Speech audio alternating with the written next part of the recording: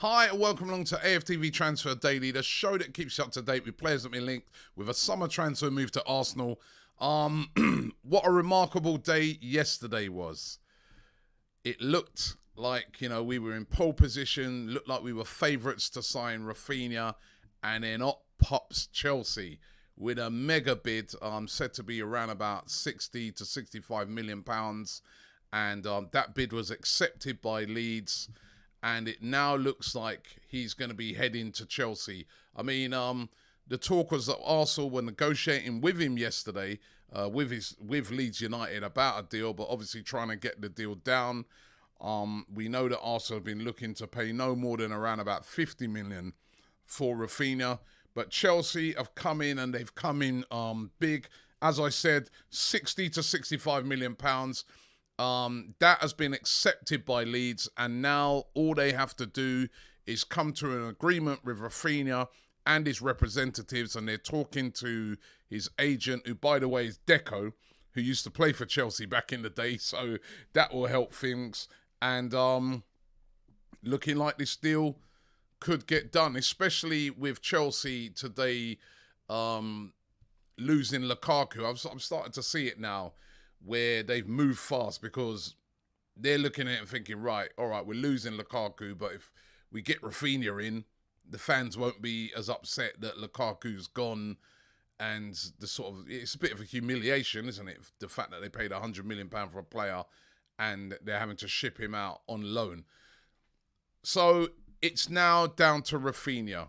Where are you going to go? Are you going to say, no, I want to come to Arsenal? Or are you going to go to Chelsea? There's lots of players at Chelsea who play in that position, but if they bring him in at that sort of money, probably he'll get guarantees that he's going to start.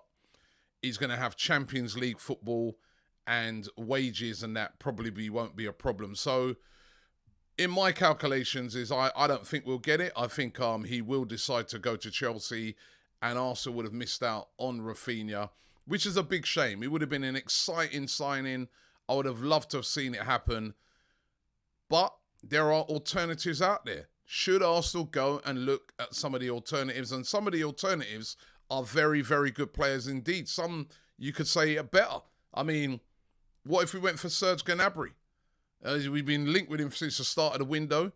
He still hasn't sorted out his contract with Bayern Munich. Only 1 year left on his contract. Would cost a lot of money. I mean, you've got on their reported fee 68 million. You could probably get that down because he's only got 1 year left on his contract, but it'd be huge wages. That seems to be part of the sticking point with him not signing a new deal with Bayern Munich at the moment. So it'd be huge wages in excess of probably £250,000 a week.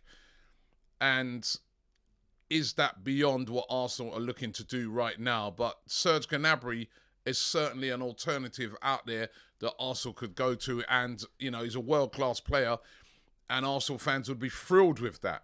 Or what about Marco Asensio? A more sensible one, this one. But again, a player that's available, Champions League winner, Spanish international, plays on that right wing as well. Very, very good player. Again, another player that at the moment is in a bit of, contract discussions with his club, Real Madrid. He's only got 1 year left on his contract. Again, he wants to get regular football. And I'm thinking that he's almost certain that he's going to leave Real Madrid this summer. AC Milan at the moment are the favourites to sign him. Again, they've got Champions League football, but Arsenal could probably trump the wages that AC Milan could spend, and Asensio would be a very, very good signing indeed. A lot cheaper. Wages would probably be similar. And again, a player of real quality. I mean, obviously not proven in the Premier League, but we've seen him in the Champions League, in La Liga. He's a quality player for Spain as well.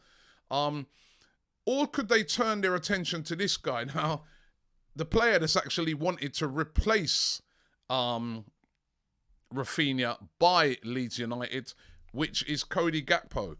Cody Gakpo, again, a player that had a very, very good season last year over there in the Netherlands. He was voted player of the season, 12 goals and 13 assists in 22 starts. He can play on the left wing. He can play on the right wing as well. A very, very talented player. Stands 6'2", a real big guy, really quick.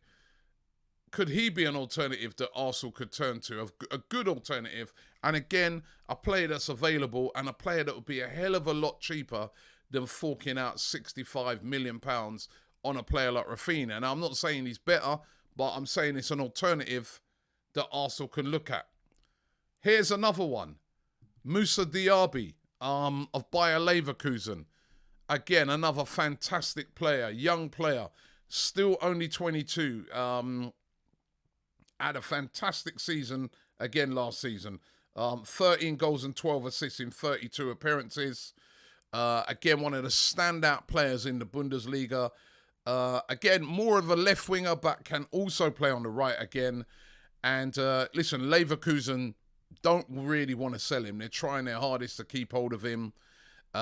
Newcastle have been a team that have been trying their hardest to try and get his signature. But so far, they haven't been able to do that. As I said, a talented player. He's in the France national squad right now. Really, really quick, direct. A player that would be exciting to see at Arsenal. And again, will probably be a bit cheaper. It's around about £50 million will probably get the job done. Although, as I said, it wouldn't be an easy signing because Bayer Leverkusen really, really want to hang on to him. He, as I said, real star player for them last season. But could a big offer tempt Bayer Leverkusen and tempt the player himself and Arsenal get Moussa Diaby over the line? A lot of alternatives there. I mean, I even did a little scouting myself and I thought to myself, what about this guy? Why has no one got him for him? Ismaila Sarr of Watford. Watford, of course, relegated. I know he didn't have a fantastic season last year. You know what I mean? He only got 5 goals, 2 assists in Watford. He had a lot of injuries last season, but he's a very, very good player. I remember when he was at Rennes, watching him, the same club that Raphinha came for. He's a real standout player. Still young, 24 years old, and his market value at the moment around about 24 million. Watford would probably be looking for more money than that for him, but it's an alternative. I reckon he's the sort of player that if you wait until later on down in the window, you probably get a good deal on him because Watford are going to want to cash in because, he's not going to want to play in the Championship. He's too good for the Championship. Could that be a player that Arsenal could move in on? I'm doing a little bit of scouting myself, you know what I mean? Or do we just keep hold of Nicolas Pepe? Pepe's there already. We paid £72 million for him.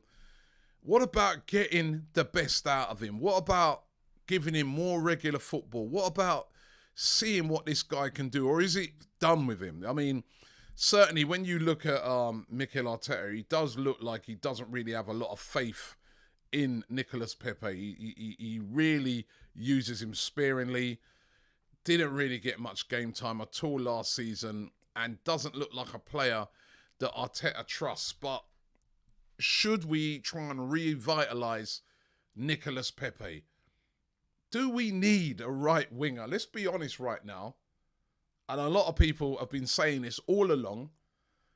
Love to get Raphinha. Would be fantastic. But do we really need a right winger?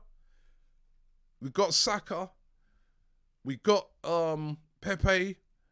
Now we've got Jesus who's coming, who can also shift over to the right if you wanted to say, for instance, put Eddie down the middle. You've got Smith Rowe who could drop into that position. Do we really need a right winger? Is that the position that we desperately need?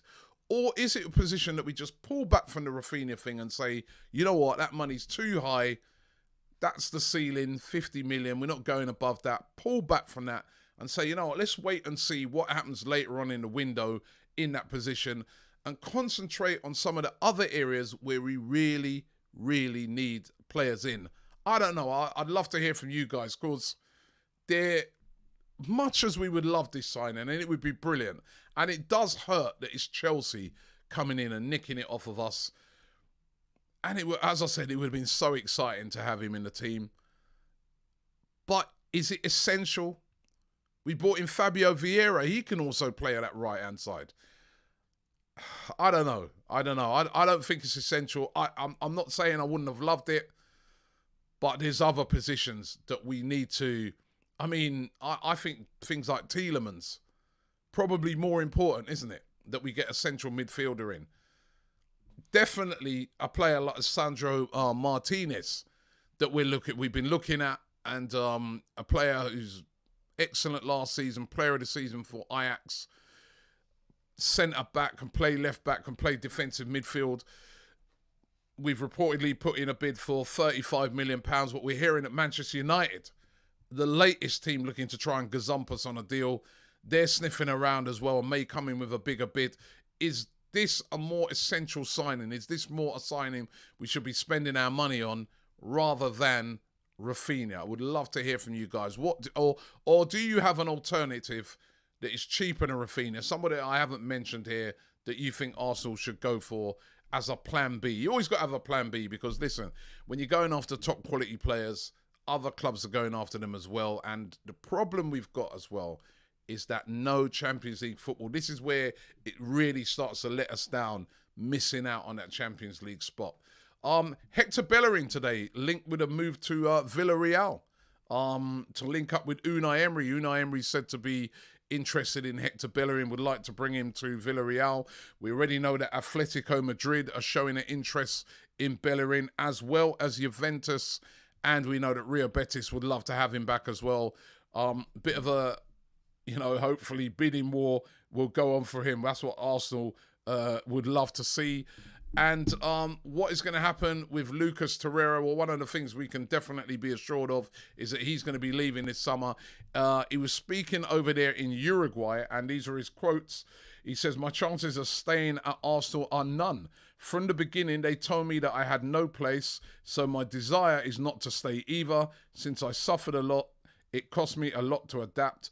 Any team that wants me has to buy my file, which today has a value of approximately €15 million. So that basically is him saying to clubs, come and get me. Torreira's going to be leaving this summer. That's something that we know. But basically, he's saying it there. He's, they've said to him, don't want you anymore. You know what I mean? Find a club. Football is harsh. It's a harsh game. It really is. But Lucas Torreira definitely looks like he's going to be leaving this summer. So, listen, let's wait and see what happens today. Let's see if we get any update on the Raphinha situation. As I said, Chelsea now speaking to him directly and speaking to his representatives. Could Arsenal come back in? Could he turn around and say to Chelsea, no thanks, I'd rather go to Arsenal? Listen, if he goes to Chelsea, he goes to Chelsea. As long as Arsenal got a plan B in place, and we keep identifying and trying to bring in quality this window, I will be happy. Thanks for watching the show today. Don't forget to subscribe here on AFTV for all your notifications. We keep you up to date with every bit of breaking transfer news. Thanks for watching, and I'll see you tomorrow.